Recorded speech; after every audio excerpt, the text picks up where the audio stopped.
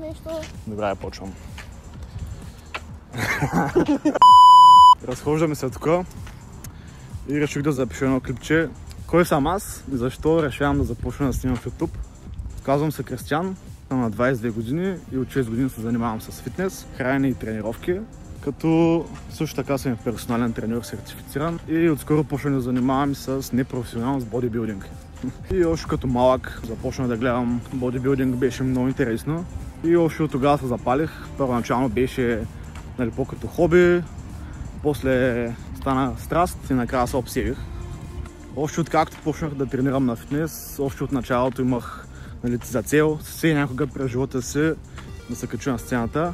В момента даже правя първата си подготовка за състезание и просто реших да започна да снимам в YouTube, за да документирам целият процес, цялото джърни, като просто изчаках да минат няколко години, да натрупа малко опит, малко да си изградя физиката и тогава да започна първото състезание, подготовката. И общо взето просто искам да направя този канал, за да покажа как тренирам, как се храня и като цяло daily life-а. Като целта на всеки един клип от тук нататък ще е да си документирам живота, процеса, целият експириенс.